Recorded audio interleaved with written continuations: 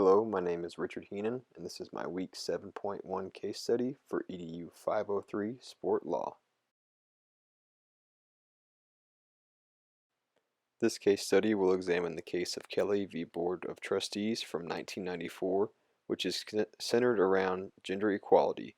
The facts from this case, as well as the arguments from both sides, the court findings, and the implications on activities and athletics administrators will be reported, based on the information found in the Pittman, Spengler, and Young text, Case Studies in Sport Law. On May 7, 1993, the University of Illinois announced that it intended to terminate 4 varsity athletic programs that included men's swimming, men's fencing, and men's and women's diving, and the termination was set to become effective on July 1st of 1993. The decision to terminate these programs, coupled with a $600,000 budget cut, came about because of the Office of Civil Rights of the United States Department of Education had determined in 1983 that the university had denied its female students equal athletic opportunities. After the determination was made, in 1983 the University of Illinois was found to be in violation, or to not be in violation, of Title IX, provided that they remedy the disparity within a reasonable period of time. However, by 1993, the female participation in intercollegiate athletics at the University of Illinois had continued to be disproportionate to the female undergraduate enrollment. Thus, these programs were to be cut. On May 25, 1993, William M. Kelly, along with other members of the men's swimming team of the University of Illinois, brought suit against the Board of Trustees of the university, its chancellor, athletic director, and associate athletic director.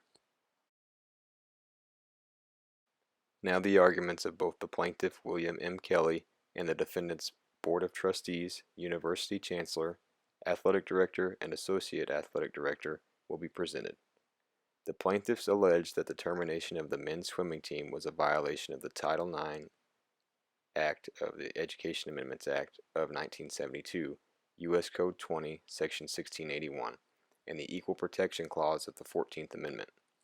The complaint sought damages as well as an injunction prohibiting the defendants from terminating the men's swimming program under U.S. Code 42, Section 1983, and U.S. Code 42, Section 1985. The defendants made their decision because of the previous circumstances that in the 1983 determination by the Office of Civil Rights of the United States Department of Education, along with a $600,000 budget cut for athletics.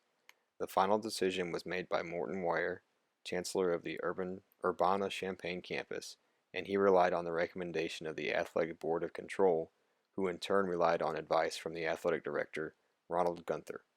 Gunther evaluated all 19 sports that he oversaw using 7 criteria. The first was whether or not the conference or NCAA sponsored a championship in that sport. Second, the tradition of success of that sport at the university. Third, the level of interest and participation in the sport at high school level. Fourth, the adequacy of the university's facilities for the sport. Fifth, the level of spectator interest. Sixth, gender and ethnic issues. And 7, the cost for the sport. The district court determined that the University of Illinois' decision to terminate the men's swim team did not violate Title IX of the Education Act of 1972, nor did it violate the Equal Protection Clause of the 14th Amendment. The district court's decision was affirmed upon appeal by the plaintiff, William Kelly. There are many implications from the finding of this case. However, an implication on athletics activities directors from this case would be taking Title IX and the Equal Protection Clause of the 14th Amendment into account when making decisions to cut or to not cut a program that is like or equal to another program. It's really important to also take into account that you're not the only person making this decision, that it is a concerted effort of a group of administrators, so that you are not the only one liable if something were to come from it. Again, this information has been referenced from Chapter 8 of the Pittman, Spengler, and Young text, and this concludes my Week 7.1 case study for EDU 503 Sports Law.